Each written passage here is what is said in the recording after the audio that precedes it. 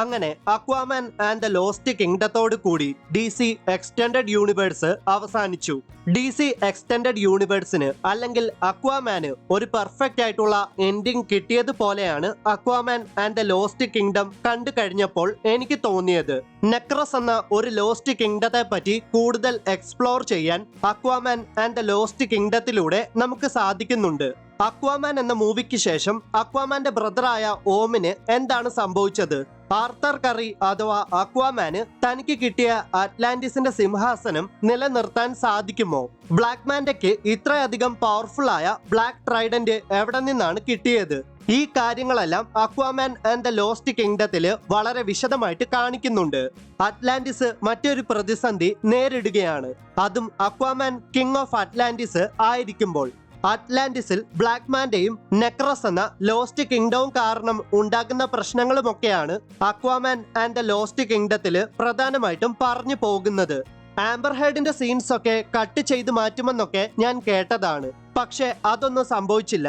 Amber ഹെർഡിന്റെ മീരയ്ക്കും നല്ലൊരു role Aquaman and the lost കിങ്ഡത്തില് ഉണ്ട്. ഈ സിനിമയിൽ പുതിയതായിട്ട് അപ്പിയർ ചെയ്ത ഒരു കഥാപാത്രമാണ് അക്വാമാന്റെ മകൻ. അക്വാമാന്റെ മകൻ ഒരു കുഞ്ഞാണ് എങ്കിലും അക്വാമാന്റെ പവേഴ്സ് അക്വാമാന്റെ മകൻ ഉണ്ടെന്ന് നമുക്ക് ഈ സിനിമയിലൂടെ മനസ്സിലാക്കാൻ സാധിക്കും. Aquaman and the lost kingdom ഒരു ഡീസന്റ് സ്റ്റോറി ആയിട്ടാണ് എനിക്ക് തോന്നിയത്. CGI VFX ഒക്കെ അടിപൊളിയായിട്ട് എക്സിക്യൂട്ട് ചെയ്തിട്ടുണ്ട്.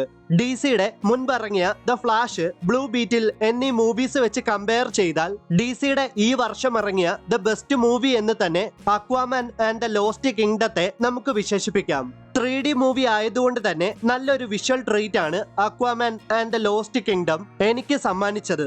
സൂപ്പർ ഹീറോ മൂവീസിന്റെ ഡിമാൻഡ് ഒക്കെ കുറഞ്ഞിരിക്കുവാണ്. DC ആണെങ്കിൽ പുതിയ യൂണിവേഴ്സ് സ്റ്റാർട്ട് ചെയ്യാൻ പോകുവാണ്. സോ ഇനി ഇതേ ആക്ടേഴ്സിനെ ഇതേ ക്യാരക്ടേഴ്സിൽ നമുക്ക് കാണുവാൻ സാധിക്കില്ല. DC എക്സ്റ്റൻഡഡ് യൂണിവേഴ്സിന്റെ അവസാനമായതുകൊണ്ട് തന്നെ തീർച്ചയായിട്ടും ഒരു DC ഫാൻ എന്ന നിലയിൽ Aquaman and the lost kingdom തിയേറ്ററിൽ പോയി തന്നെ കാണുക. 2 മണിക്കൂർ മാത്രമാണ് ഈ സിനിമയുടെ റൺ ടൈം. അധികം വലിച്ചു നീട്ടാതെ ഓഡിയൻസിനെ ആ സ്റ്റോറിയിലേക്ക് എൻഗേജ് ചെയ്യിക്കാൻ അക്വാമാൻ ആൻഡ് ദ ലോസ്റ്റ് കിങ്ഡത്തിന് സാധിക്കുന്നുണ്ട്. വില്ലന്റെ കാര്യത്തിൽ ഒരു ചെറിയ വിഷമമുണ്ട്. അതായത് മല പോലെ വലിയ ബിൽഡപ്പ് കൊടുത്ത് കൊണ്ടുവന്ന വില്ലൻ 2 മിനിറ്റ് പോലും കഷ്ടിച്ച് നിന്നോ എന്ന് എനിക്കറിയത്തില്ല. എന്തായാലും ആ വില്ലൻ മല പോലെ വന്നിട്ട് എലി പോലെ പോയി എന്ന് വേണമെങ്കിൽ പറയാം. എന്തായാലും ഓവറോൾ ഈ ഒരു മൂവി എനിക്ക് ഇഷ്ടപ്പെട്ടു. Aquaman and the lost kingdom നിങ്ങൾ കണ്ടോ? കണ്ടെങ്കിൽ തീർച്ചയായിട്ടും അക്വാമാൻ ആൻഡ് ദ ലോസ്റ്റ് കിങ്ഡത്തെ പറ്റിയുള്ള നിങ്ങളുടെ അഭിപ്രായങ്ങൾ വീഡിയോയുടെ താഴെ മറക്കാതെ ഒന്ന് കമന്റ് ചെയ്യുക. വീഡിയോ ഇഷ്ടമായെങ്കിൽ തീർച്ചയായിട്ടും ലൈക്ക് ചെയ്യുക, മറ്റുള്ള ഫ്രണ്ട്സിനും ഷെയർ ചെയ്യുക.